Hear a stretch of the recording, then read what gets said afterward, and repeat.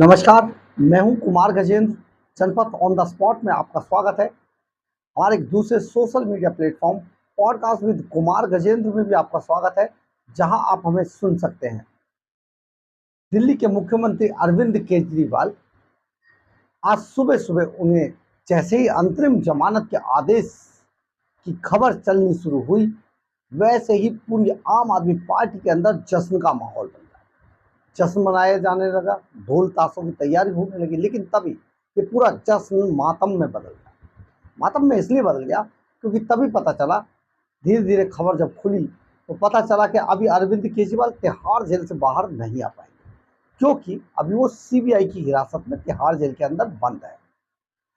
परंतु आप एक बात ये समझिए कि अगर अरविंद केजरीवाल तिहाड़ जेल से वापस बाहर आ भी जाए तो भी अरविंद केजरीवाल मुख्यमंत्री तो रहेंगे, परंतु ये अरविंद केजरीवाल उस तरीके से मुख्यमंत्री रहेंगे जैसे बिना दांत का अजगर। जी हाँ, जैसे बिना दांत का अजगर होता है ना, वो अजगर तो है, दांत नहीं है, किसी को सकता कर नहीं सकता, खा नहीं सकता। ये बिल्कुल इनका ऐसा हाल हो जाएगा, क्योंकि जो शर्तें सुप्रीम कोर्ट ने लगाई हैं उनके अनुसार अरविंद केजरीवाल नाम मात्र के मुख्यमंत्री बनकर रहे। आप समझिए, सुप्रीम कोर्ट ने साफ तौर पे कहा है कि अरविंद केजरीवाल को अंतरिम जमानत तो हम दे रहे हैं, लेकिन जमानत के लिए, अंतरिम जमानत के लिए शर्तें वही लागू होंगी जो अरविंद केजरीवाल को चुनावों के दौरान प्रचार के लिए अंतरिम जमानत दी गई। उसमें जो शर्तें थी वही लागू रही, और वो जो शर्तें थी वो अरविंद केजरीवाल को बिल्कुल मुख्यमंत्री कार्यालय से, दिल्ली सचिवालय से और फाइलों से, ऑर्डर से सबसे अलग कर दी। इसके अलावा एक बात और, अरविंद केजरीवाल कोई बयानबाजी नहीं कर पाएंगे, अपने केस के सिलसिले में कहीं नहीं बोल पाएंगे। सिर्फ वो अपने लोगों से मिल सकते हैं, बैठक कर सकते हैं, शीश महल में बुला लो, ये कर लो, वो कर लो, बस इतना ही कर पाएंगे। यानी कि इसमें केवल इतना हो पाएगा कि अपनी पार्टी के लेवल पर वो कुछ काम कर पाएंगे, परंतु मुख्यमंत्री के तौर पर कुछ नहीं कर पाएंगे। इसी को कहते हैं बिना दांत का अजगर।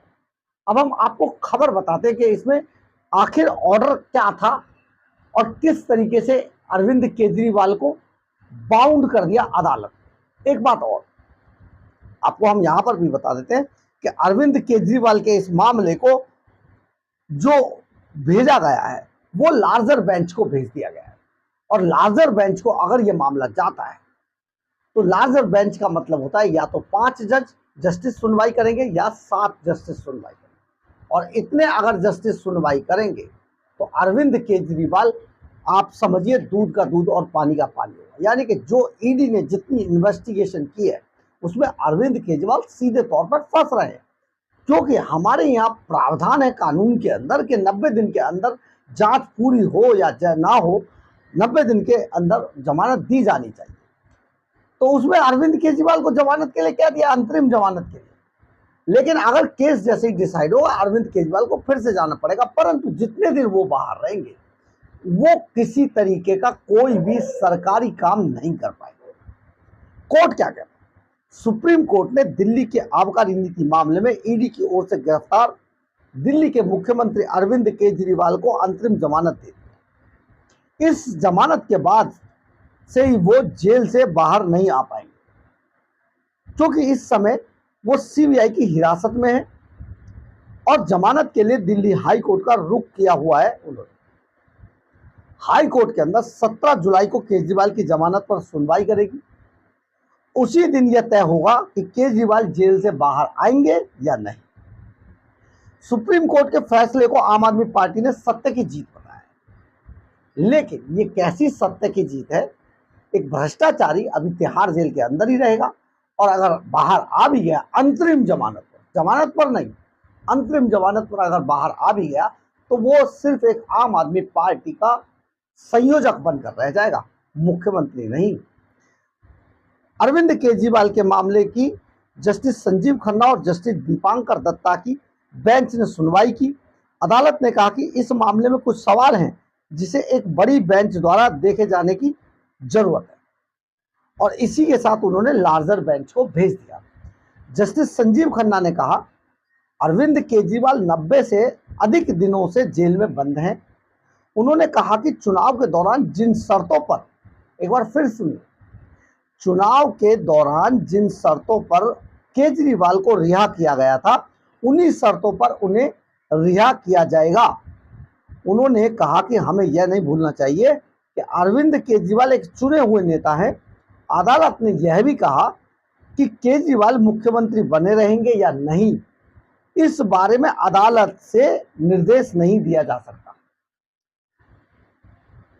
अब आप समझिए कि अरविंद केजरीवाल उन्हीं शर्तों पर बाहर आएंगे अगर अंतरिम जमानत पर आए तो, क्योंकि इनकी जो सीबीआई की जो जमानत है, याचिका है, सीबीआई के मामले की बात बता रहे हैं, वो 17 जुलाई के लिए है। 17 जुलाई को दिल्ली हाई कोर्ट का रुख किया और हाई कोर्ट को 17 जुलाई को केजरीवाल की जमानत पर सुनवाई करेगी हाई कोर्ट की बेंच।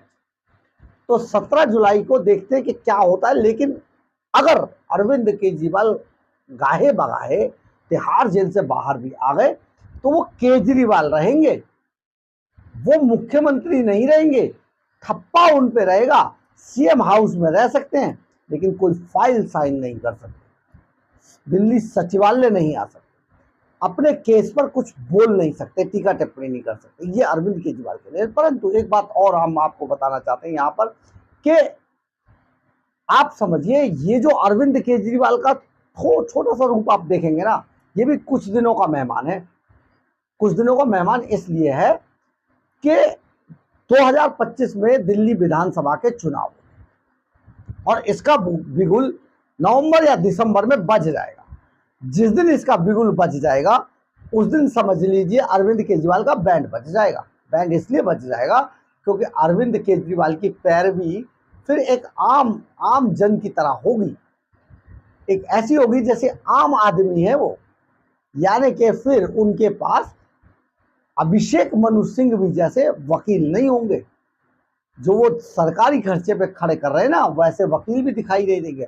और हो सकता है तब तक पार्टी तहस नहस हो जाए या कुछ और घोटाले सामने आ जाए, जैसे अभी 7 करोड़ का घोटाला सत्येंद्र जैन ने सीसीटीवी कैमरों की एवज में 7 करोड़ वसूले थे।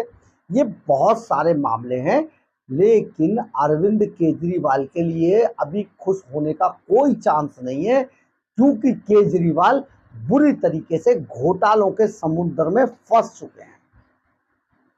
बहरहाल, अगर आपको हमारी खबर अच्छी लगे तो आप इसे लाइक, सब्सक्राइब और शेयर जरूर करें। कमेंट्स बॉक्स में अपनी राय जरूर लिखें। अगर आप हमारे चैनल पर नए हैं तो हमारे चैनल को ज्वाइन करना ना भूलें।